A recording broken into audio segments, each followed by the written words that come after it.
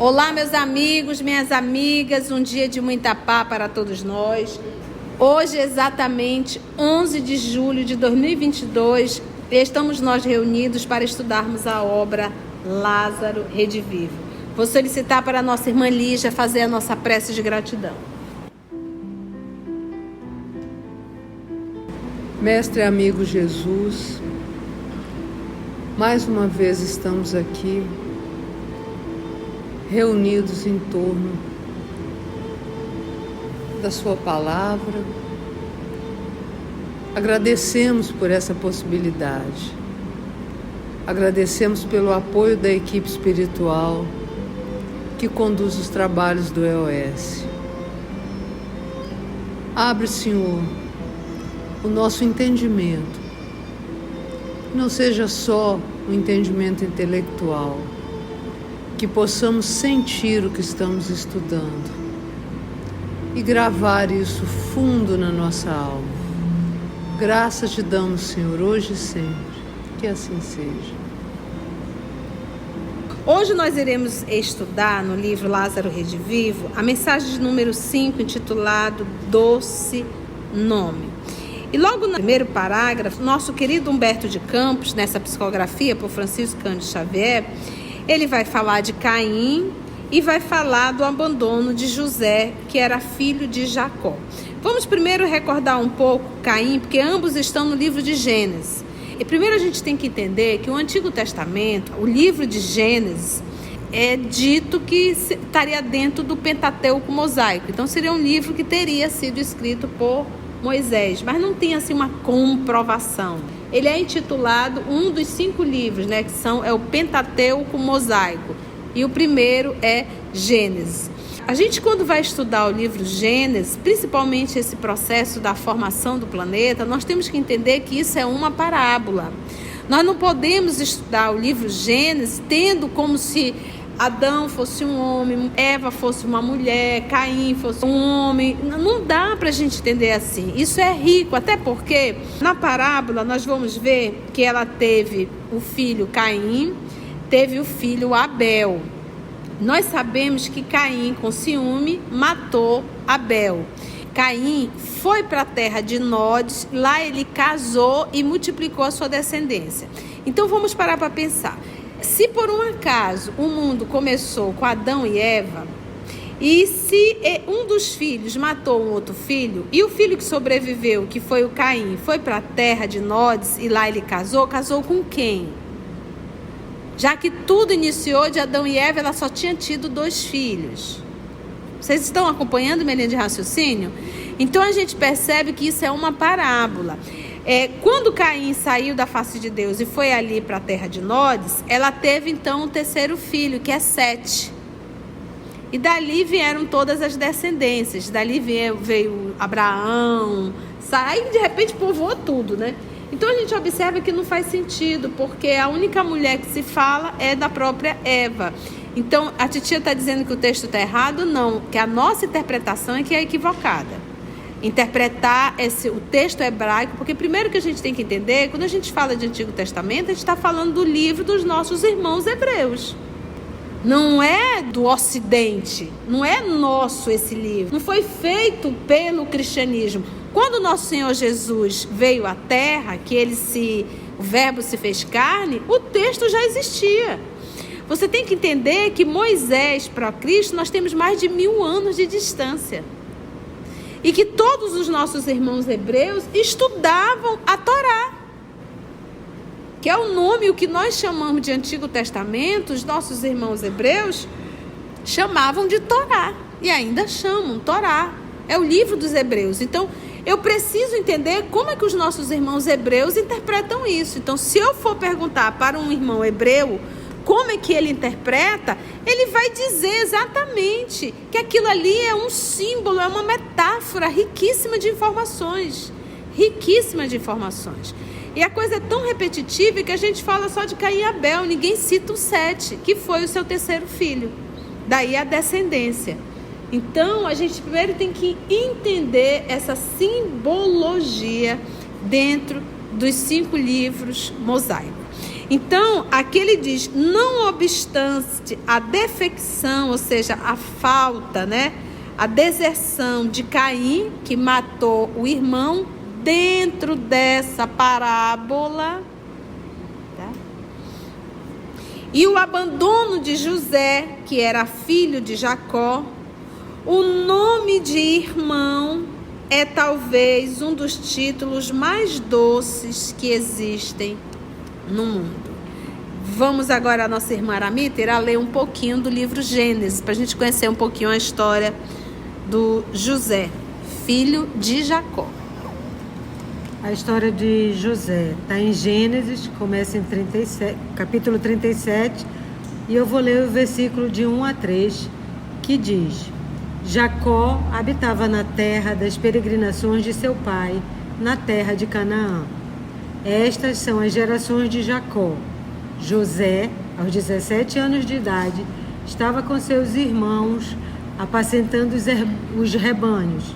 Sendo ainda jovem, andava com os filhos de Bila e com os filhos de Zilpa, mulheres de seu pai. E José trazia a seu pai má notícias a respeito deles. Israel amava mais a José do que a todos os seus filhos, porque era filho da velhice, e fez-lhe uma túnica de várias coisas. Vendo, pois, seus irmãos que seu pai o amava mais do que a todos eles, odiavam-no e não lhe podiam falar pacificamente. Ou seja, os irmãos de José tinham ódio dele. E Jacó, ele se apaixonou por Raquel.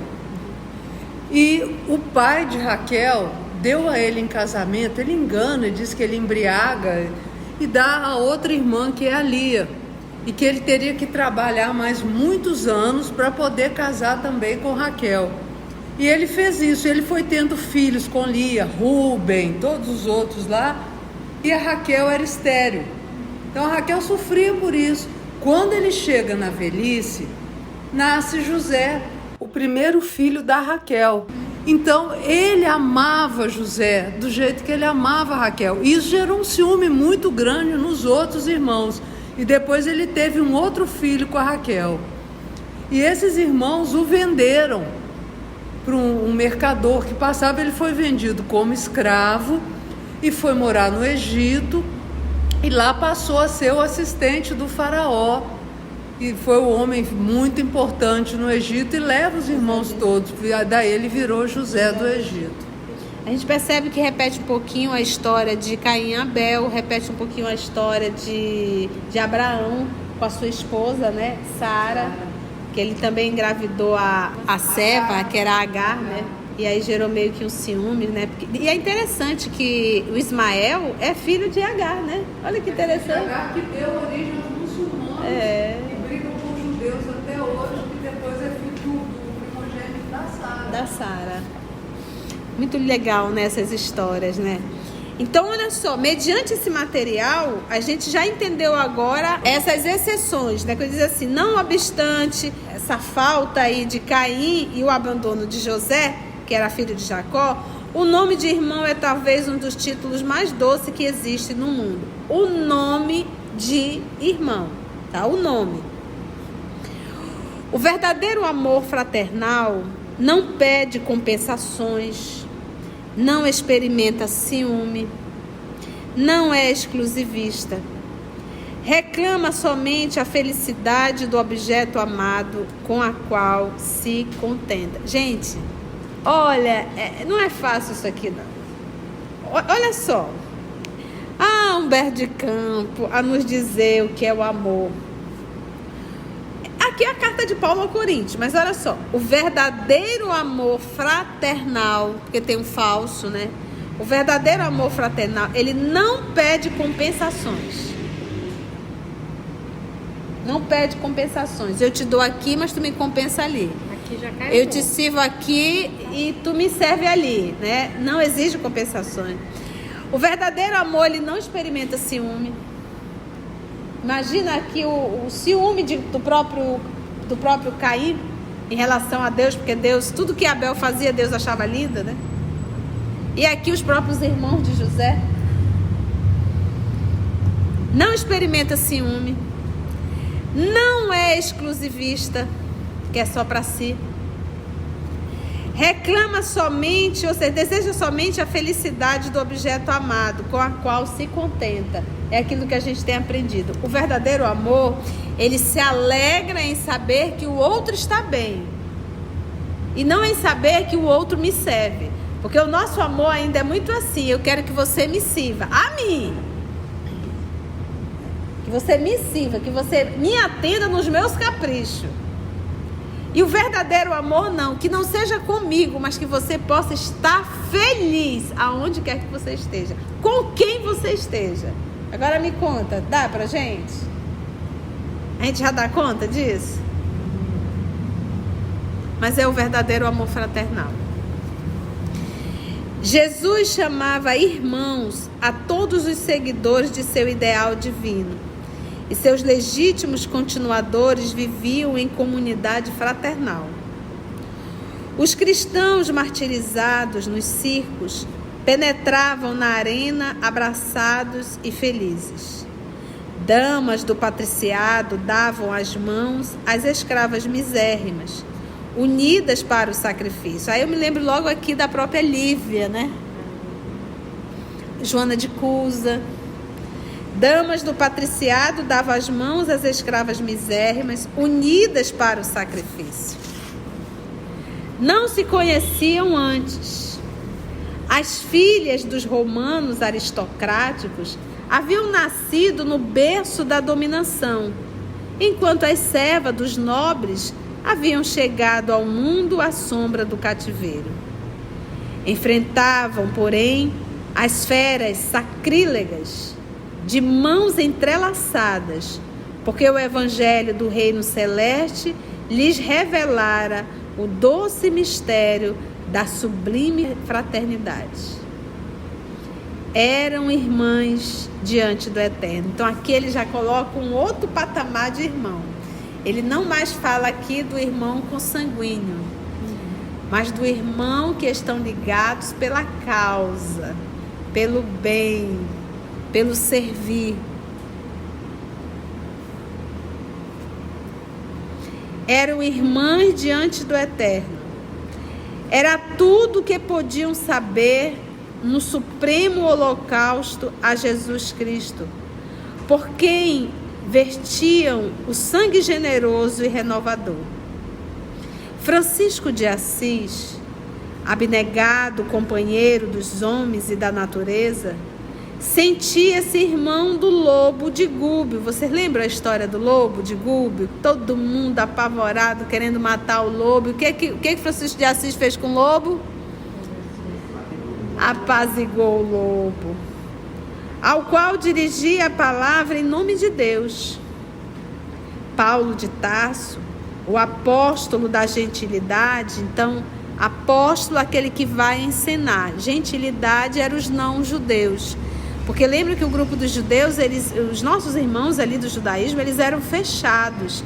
Então eles acreditavam naquela época de Jesus que eles eram um povo escolhido e que só eles mereceriam o amor de Deus. Então, e eles tinham feito a circuncisão, eles tinham feito a aliança com Deus, era o povo que fazia a aliança com Deus. Então todos aqueles que não eram judeus eram chamados de gentios. O que hoje nós chamamos, por exemplo, aqui quando vem alguém de fora, nós chamamos de quê? Estrangeiros, né? Nós chamamos de gringo, né? E eles chamavam de gentios. E o nosso querido Paulo foi aquele que foi ao encontro dos não-judeus para levar a lição do Messias, do Salvador, que os judeus aguardavam, mas que não aceitaram Jesus como o Messias. Então, vamos levar aos gentios. E a gente lendo a obra Paulo Estevão, a gente vê quanto o próprio Tiago menor, o próprio Barnabé disse, mas levar aos gentios, né? Sim, mas foi Jesus que disse que deveríamos, né? Então, Paulo de Tarso, o apóstolo da gentilidade, escrevendo aos hebreus, a carta de Paulo aos hebreus, que representavam o povo escolhido, recomenda-lhes no versículo 1 do capítulo 13 o quê? A conservação do amor fraternal. Vamos ler um pouquinho só dessa carta de Paulo aos Hebreus? Permaneça o amor fraternal. Não vos esqueçai da hospitalidade, porque ela, alguns, sem o saberem, hospedaram anjos. Eita! A conservação do amor fraternal. Paulo tinha razões sérias para emitir o conselho, porque se não podemos opinar sobre o amor angélico, inacessível ainda ao nosso entendimento, a gente não consegue nem entender, né? Inacessível ainda. Porque lembra, nós estamos mais para anjo ou mais para animais? Mais para animais. Se não podemos opinar sobre o amor angélico, inacessível ainda ao nosso entendimento, podemos algo dizer sobre os afetos humanos. E nas atividades além do túmulo, a legítima ligação fraternal, sublime e constante, elevada e sincera, é talvez a única que jamais surpreende ou desconcerta. Constituindo reais exceções os enlaces das almas em união imperecível na face do planeta, em regra geral, os cônjuges, depois da morte, descobrem, por fim, que consumiram imensas quantidades de combustível das paixões para aprenderem a ser bons irmãos um do outro. Filhos e pais, nas mesmas circunstâncias, adquirem expressivos ensinamentos em virtude dos imperativos da reencarnação. Porque é interessante, é como se dissesse assim, toda união, toda junção tem um significado, uma lição para aprender a sermos irmãos, bons irmãos. Essa é a função, é o respeito. A gente mesmo quando tem lá seus 40 anos de casado, você já diz, não, é mais amigo e irmão. E se não houver a irmandade, o amigo acaba, porque chega uma hora que a relação é a amizade. Mas é que dizer assim, mas quando você chega no mundo espiritual, você vai entender que teu casamento, a função era essa, era que vocês se tornassem bons irmãos. Por isso que ele diz, constituindo reais exceções, os enlaces da alma em união imperecível, reais exceções, na face do planeta, em regra geral, os cônjuges, depois da morte, descobrem, por fim, que consumiram imensas quantidades de combustível das paixões, porque olha a quantidade de briga, de confusão, de ciúme, para aprender a ser bons irmãos uns dos outros. Agora ele vem para filhos e pais, nas mesmas circunstâncias, adquire expressivos ensinamentos em virtude dos imperativos da reencarnação, porque nós sabemos que quase sempre meus filhos e minhas filhas foi quem no passado eu desvirtuei, eu abandonei, e a gente devolve aquilo que nós tiramos do passado, os cuidados, o alimento, a educação, o norte no bem. Gente, muitas vezes a consanguinidade constitui o cadinho purificador. Como é um cantinho que purifica. Porque o papai, dentro da sua sabedoria, coloca o povo que não se suporta dentro do mesmo lar. E sempre fica aquele que é o teu buril preferido. Não vai, né? Não vai. Só vão sair daí se amando. Só vão sair daí quando aprenderem a se amar. O devotamento fraterno, porém, alcança culminâncias divinas.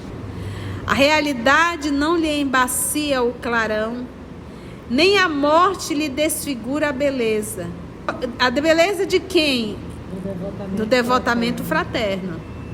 Continua sempre como as árvores generosas que dilatam as raízes, cobrindo-se de flores e de frutos. Então, no processo da morte, acabou o devotamento fraterno?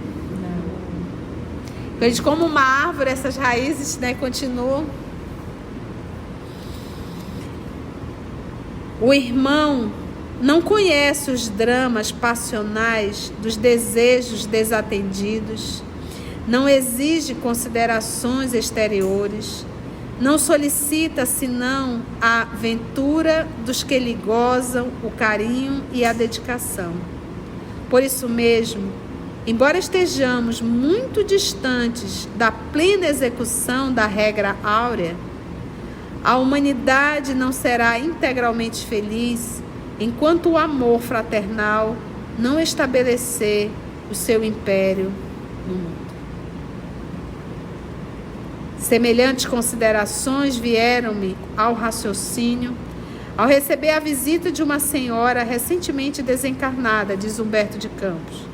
A pobre criatura, ainda estremunhada ao acordar de longo pesadelo terrestre, perguntou-me por certo escritor que já se livrou do corpo enfermo há alguns anos. A fala do nosso Senhor Jesus é: amai-vos uns aos outros como eu vos tenho amado. Nós sabemos que a solução de todos os problemas em família, na vida profissional, na vida política, no trânsito, nos hospitais, nas escolas, em todos os lugares, é o amor. Quando nós aprendermos a amarmos uns aos outros, tudo estará solucionando. Não haverá péssimo patrão e nem haverá péssimos funcionários. Acabou. Não haverá ninguém agoniado no trânsito, porque a gente vai se preocupar que dentro do outro carro tem um ser humano ou outros seres humanos. Então, a gente vive assim como um rebanho, sabe? É impressionante essa nossa ainda semelhança com o reino animal. E isso é a ausência desse amor, que é aquilo que nos aproxima de Deus. Quando a gente fala em espiritualidade, nós estamos falando em amor. Porque amor é um sentimento moral. E os animais não o possuem. Ele tem a fidelidade do cão, né? Que ele está ali fiel a quem cuida dele, a quem dá banho, a quem dá comida, a quem está ali com ele. Então, tanto é que ele fica ali. O ser humano não. O ser humano ele tem um sentimento chamado amor. Só que a gente ainda está nesse processo mais assim voltado para o instinto, mais para aquele movimento de troca, mais por aquele momento de eu sou fiel quem me trata bem, quem cuida de mim. Uma vez que não me trata bem, que não cuida de mim, deixei de ser fiel. Então a gente observa muito essa semelhança com o reino animal. Tanto é, você pode ter um cachorro, ele te ama, mas se chega um estranho dentro da tua casa, o que ele faz? Ele ataca, porque ele não é um ser moral. Então esse movimento do amor, do sentimento, é um processo de evolução do espírito, porque quem ama é o espírito, não é o instinto. O instinto é aquele movimento de manter o corpo, de me cuidar, de me alimentar, de procriar. Tudo isso é instinto. Isso está aqui dentro, é instinto. Mas não é ainda um ser moral. O ser moral é o amor. Então, à medida que nós vamos amando, mais vamos nos moralizando. Porque não existe um ser moral que não ama. Porque o respeito faz parte do amor. Por isso que ele coloca assim: a humanidade não será integralmente feliz enquanto o amor fraternal não estabelecer o seu império no mundo. Você imagina o que é você ter diamantes, colares, bilionários. Às vezes você compra um quadro de milhões. Eu vi agora recentemente um leilão, milhões, um quadro para ficar empendurado na tua sala. Cara, se tu tem milhões para empendurar um quadro, só para te dizer, porque até mesmo é um ato de vaidade. Aí eu comprei esse quadro porque você quer mostrar, na verdade, que o quadro é de milhões. Você tem noções o bem que você faria à humanidade com esses milhões? Mas você prefere ter um quadro pendurado na sala de milhões. Então, olha o nível ainda da humanidade terrena. E aquele que mais tem é Deus dizendo assim: eu quero que tu ajude a quem menos tem. Não é para você acumular. Essa é a tua prova, essa é a tua lição. Milhões, gente.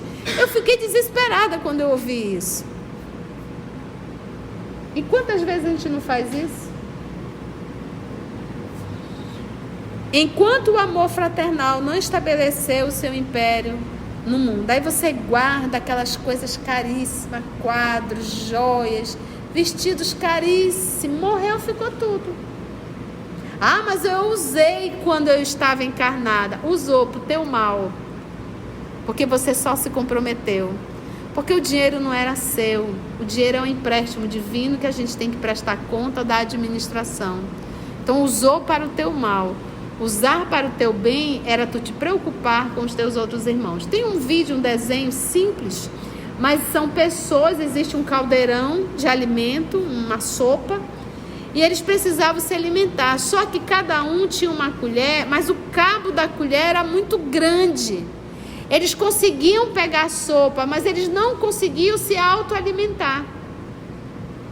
Até que um teve uma ideia. Se o cabo dele era muito grande, ele podia pegar a sopa e ele poderia alimentar o outro. E o outro recebendo poderia também alimentá-lo. E assim, eles estavam, o desenho, eles estavam raquíticos, magros, desnutridos. Há quanto tempo eles estavam ali tentando se alimentar e não conseguiam? Até que entenderam que bastava um servir ao outro, que todos estariam alimentados. E aí a gente fala desse amor, porque nós temos pessoas hoje nutridas fisicamente, mas totalmente desnutridas da parte moral, da parte do amor. Por isso um alto índice de depressão e coisas mais, porque quando a gente serve ao próximo, a gente alimenta a alma. Isso é um fato. O egoísta é um ser desnutrido, é um ser esquelético, é um ser magro. Semelhantes considerações vieram-me ao raciocínio ao receber a visita de uma senhora recentemente desencarnada. A pobre criatura, ainda estremunhada, ao acordar de longo pesadelo terrestre, perguntou-me por certo escritor que já se livrou do corpo enfermo há alguns anos. Ante minha surpresa, explicava-se atenciosa. Trata-se de um homem de letras que escreveu na mocidade algumas páginas cômicas do anedotário fecenino, tornando-se na idade madura um grande amigo dos que sofriam pela sua nova compreensão. Fecenino é lascivo, obsceno. Disse-lhe sorrindo. Já sei. A princípio, ele molhava a pena no vermelhão com que se pintam os palhaços inteligentes para atender às exigências do público. Em seguida, ensopou-a no vasto tinteiro das lágrimas. Começou bebendo o vinho adocicado da fantasia para vomitar mais tarde o vinagre amargoso do desengano. Isso mesmo, Respondeu ela, curiosa, e acrescentou. esse homem morreu e continuou escrevendo. Ninguém o via, nem o ouvia. Entretanto, a maneira do viajante que manda notícias de longe prosseguiu, animando os companheiros de luta, falando-lhes do estranho e belo país a que fora recolhida sua alma, sendo reconhecido por todos nós por intermédio de seu pensamento mais vivo que nunca. Ser-me-á tão difícil encontrá-lo? Observando-me o silêncio, pronunciou um nome que me era familiar. Interrompia, porém, espantado, acentuando. Ouça, minha amiga, chame-o pelo doce nome. Doce nome? Sim, chame-o irmão e talvez compareça ao seu encontro. E de quem que ela está falando, hein, gente? Humberto de E olha do jeito que ela falou. Olha, ele morreu, foi lá para a cidade e agora voltou e está escrevendo, né? E ela queria entender isso, né? Porque Humberto de Campos voltou para psicografar. E porque a interlocutora revelasse profundo assombro no olhar, esclareci, bem-humorado. Vamos lá, Humberto. Conheço a pessoa que procura e devo-lhe, boa irmã, explicações. Como a senhora sabe, o nome é a túnica com que nos diferenciamos uns dos outros. Ora, na terra, o único manto que valia a pena ser disputado era, efetivamente, o do Cristo. sobre o qual os soldados lançaram a sorte. Como não ignora, alguns amigos do companheiro a que se refere exigiram-lhe, por entusiástico amor, a túnica, depois do transe definitivo do corpo, e ele, receoso de uma consagração que não merecia, pediu a Deus um traje novo e atirou o seu antigo manto no vale sombrio do esquecimento e da morte. Um poeta, né, gente? Olha, ele está falando dele mesmo, não cita. E é lindo isso aqui, olha. Conheço a pessoa que procura. Quem que ela está procurando? Humberto de Campos. E devo-lhe, boa irmã, explicações. Como ele disse, o nome não importa, chame irmão e ele virá. Porque, na verdade, ela vai chamar irmão, mas ela vai estar pensando em quem? No Humberto. Como a senhora sabe, o nome é uma túnica com que nos diferenciamos uns dos outros. Ora, na terra, o único manto que valia a pena ser disputado era efetivamente o do Cristo. O manto. Então, quantas vezes a gente, nessa personalismo, a gente põe em primeiro lugar quem? O Cristo ou nós? Efetivamente o do Cristo, sobre o qual os soldados lançaram a sorte. Como não ignora, alguns amigos do companheiro a que se refere, Humberto, exigiram-lhe, por entusiástico amor, a túnica depois do transe definitivo do corpo. E ele, receoso de uma consagração que não merecia, pediu a Deus um traje novo e atirou seu antigo manto no vale sombrio do esquecimento e da morte. Porque ele deixou de assinar como Humberto de Campos e passou a assinar como irmão X. Por isso o termo irmão. Então, esquece essa túnica aí de Humberto de Campos, porque começaram a pedir contas, né? O povo queria se beneficiar, né? E essa é a forma Humberto de Campos, elegante de se falar. Foi bom, irmãos? Antes de orarmos em agradecimento, vamos ouvir algumas considerações da tia que destacamos neste estudo para a reflexão dos ensinamentos. Vamos aos destaques da tia? A gente, quando vai estudar o livro Gênesis, principalmente esse processo da formação do planeta, nós temos que entender que isso é uma parábola. Então, a titia está dizendo que o texto está errado? Não, que a nossa interpretação é que é equivocada. Toda união, toda junção tem um significado, uma lição para aprender a sermos irmãos. Essa é a função, é o respeito. Quando você chega no mundo espiritual, você vai entender que teu casamento, a função era essa, era que vocês se tornassem bons irmãos.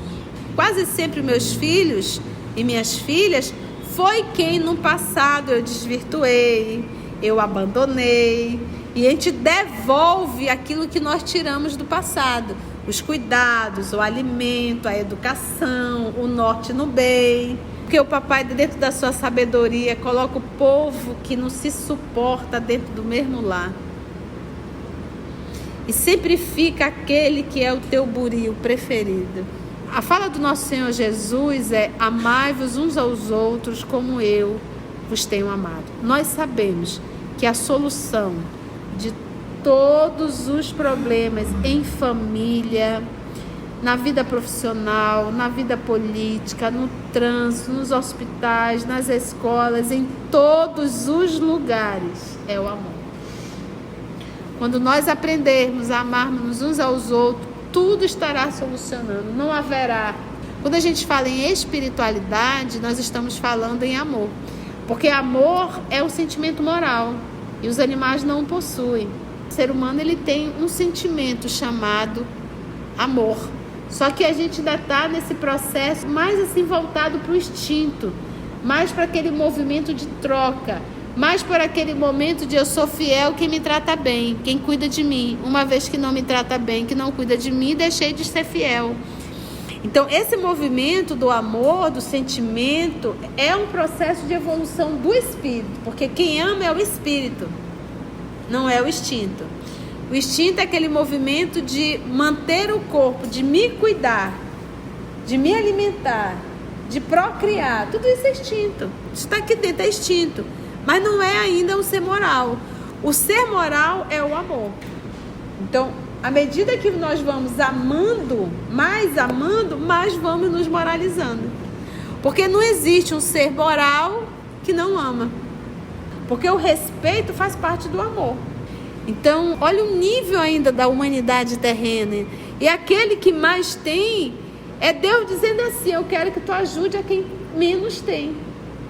Não é para você acumular, essa é a tua prova, essa é a tua lição. Daí você guarda aquelas coisas caríssimas, quadros, joias, vestidos caríssimos, morreu, ficou tudo.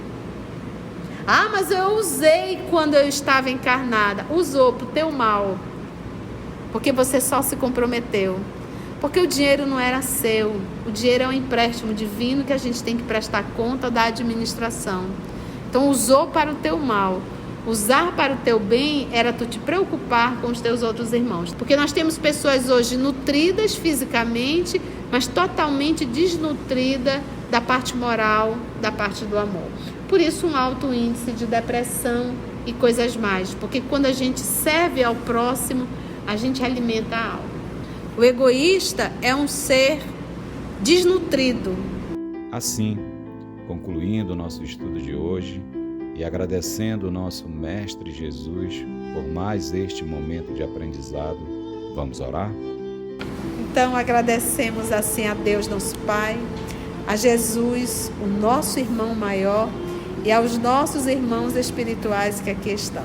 Graça te damos, Senhor, que assim seja.